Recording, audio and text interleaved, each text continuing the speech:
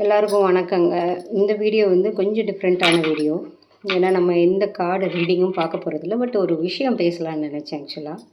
ஏன்னா என்னோடய எக்ஸ்பீரியன்ஸு ஒரு 20 வருஷ கல்யாண வாழ்க்கை, ஒரு 48 வருஷ வாழ்க்கை. ஓகேவா? அதில் நிறைய அப்ஸ் அண்ட் டவுன்ஸ் நானும் பார்த்துருப்பேன். இன்ஃபேக்ட்டு என் ஃபேமிலியே ஒரு 6 மாதம் பிரிஞ்சு தான் இருந்தோம். அதுக்கப்புறம் தான் ரீயூனியன் எல்லாமே நடந்தது.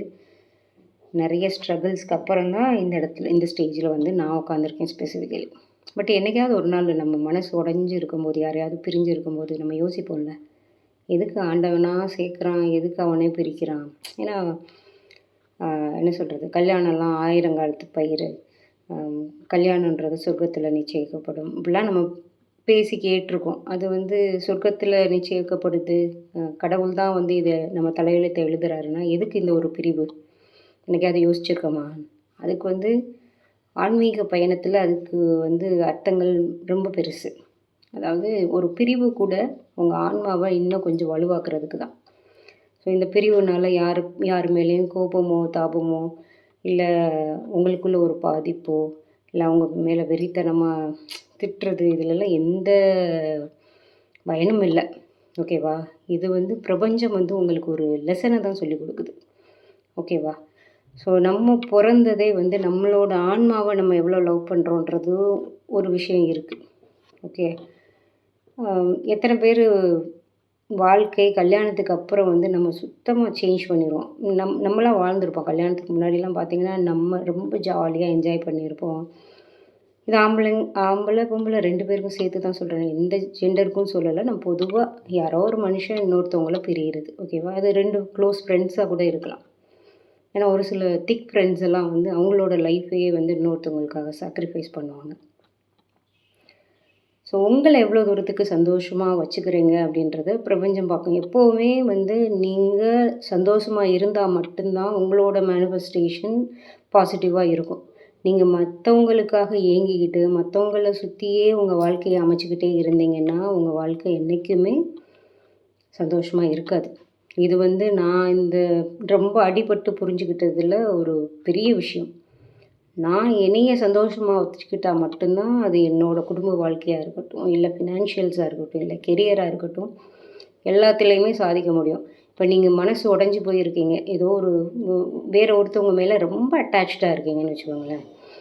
ஒரு சிலர் வந்து கல்யாணம் ஆனதுக்கப்புறம் வந்து அவங்களோட ட்ரெஸ்ஸிங் சென்ஸை மாற்றுவாங்க, அவங்களோட டேஸ்ட்டை மாற்றுவாங்க, எல்லாத்தையுமே மாற்றி அவங்களோட விருப்புன்றது ஒன்று இல்லாமலே போயிடும். கரெக்டாக? அப்போது ஏதாவது ஒரு சின்ன சின்ன விஷயங்கள் வந்து ஏமாற்றங்கள் வரும்போது அதில் உடஞ்சிருவாங்க. அந்த உடஞ்ச மனநிலையில் என்ன நீங்கள் மேனிஃபெஸ்ட் பண்ண முடியும்? மேனிஃபெஸ்ட்னால் உட்காந்து நீங்கள் வந்து தியானம்லாம் பண்ண சொல்லலை. நீங்கள் மனசில் என்ன அதிகமாக நினைக்கிறீங்களோ அதுதான் உங்களுக்கு வரப்போகுது. இப்போ உங்களை நீங்கள் வந்து செல்ஃபுக்கு வந்து உங்களுக்கு ஒரு பெரிய டைம் கொடுத்தீங்கன்னு வச்சுக்கோங்களேன், அது என்ன ஆகும், உங்களோட மேனிஃபெஸ்டேஷன் பவரே ரொம்ப ஜாஸ்தியாகும். ரொம்ப ஆழமாக டீப்பாக ரொம்ப பாசிட்டிவாக இருப்பீங்க. கரெக்ட் தானே?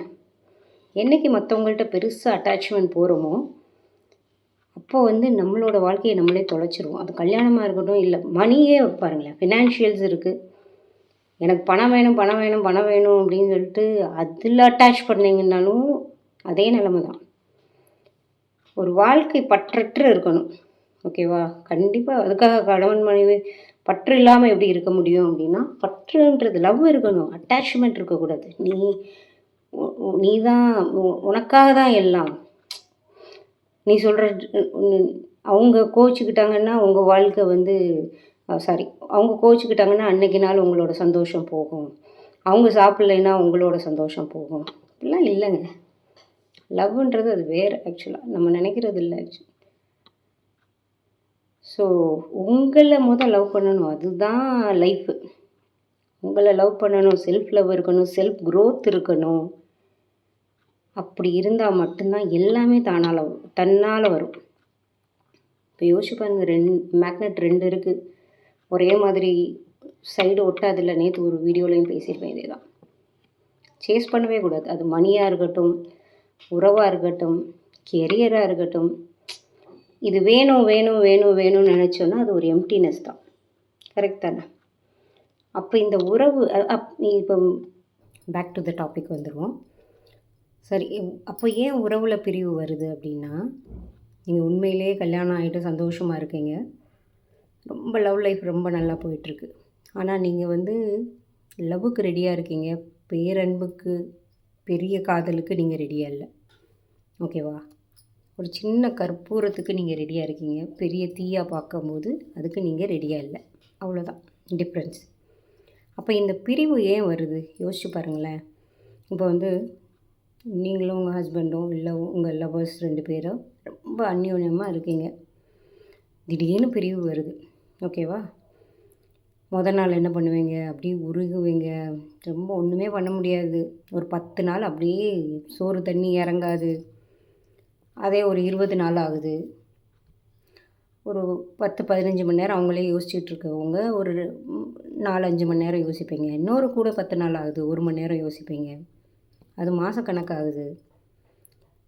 ஒரு 1/2 மணி நேரம் யோசிப்பீங்க. வருஷக்கணக்குக்கு அப்படியே அந்த அந்த பற்று போயிடும்ல. அந்த பற்று போக வைக்கிறதுக்கு தான் இந்த யூனிவர்ஸ் வந்து உங்களை இப்போ பிரிக்குது. ஓகே? இதுக்கும் நீங்கள் தான் காரணம். ஏன்னா ரொம்ப அட்டாச்சாக நீங்கள் இருக்கிறதுனால ஆன்மீக வாழ்க்கையில் உங்களுக்கு பிரபஞ்சம் ஒரு ஆன்மீக பாடத்தை கற்றுக் கொடுக்குது. இப்படி இருக்கக்கூடாது, நீ உன்னோட செல்ஃபை இழந்துருவ. நீ உன்னோட செல்ஃபை இழந்தேன்னா உன்னோட மனசு அமைதியாக இருக்காது. உன்னோட மனசு அமைதியாக இல்லைன்னா உனக்கு வாழ்க்கையில் என்ன தேவைன்றதே நீ யோசிக்க மாட்ட. மற்றவங்களுக்காக யோசித்து உன் வாழ்க்கை கருகி போயிடும் அப்படின்றதுக்கு தான் இந்த உறவு. அப்போ இன்னமுமே அந்த பிரிவை காமிச்சதுக்கு அப்புறமும் அதே அட்டாச்மெண்ட்டோடையே இருந்தீங்கன்னா ஒன்றுமே யூஸ் இல்லை. ஒன்றே ஒன்று நான் சொல்கிறேன், எழுதி வச்சுக்கோங்க. அதாவது லவ் இருக்கணும், அட்டாச்மெண்ட் இருக்கக்கூடாது.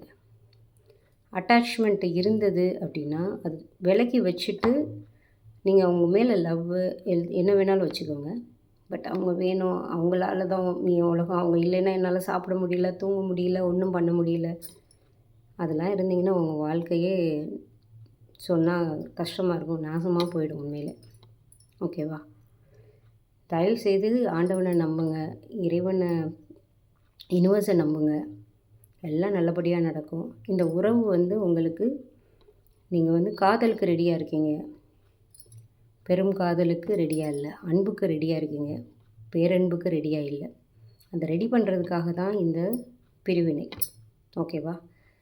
ஸோ நீங்கள் எப்போவுமே அந்த பேரன்புக்கு ரெடியாக இருக்கிறவங்களா இருந்தால் இந்த பிரபஞ்சம் இந்த ஆன்மீக வாழ்க்கை உங்களுக்கு பிரிவை கொடுத்துருக்கவே செய்யாது. எனக்கு இந்த 6 மாத இதில் வந்து எனக்கு நல்ல ஒரு படிப்பினை கொடுத்துச்சு. எனக்கு அட்டாச்மெண்ட் வேண்டாம் தயவுசெய்து. ஒரு சிலருக்கு இது நான் பேசுகிறது ஹர்ட்டிங்காகவும் இருக்கலாம், பட் இதுதாங்க உண்மை. புரிஞ்சுக்கோங்க, வாழ்க்கையை புரிஞ்சுக்கோங்க.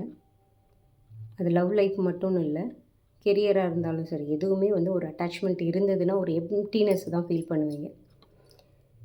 இந்த வீடியோ எத்தனை பேர் பார்ப்பீங்கன்னு எனக்கு தெரியல. கண்டினியூஸாக ஃபுல்லாக பார்த்தீங்கன்னா ரொம்ப நன்றி.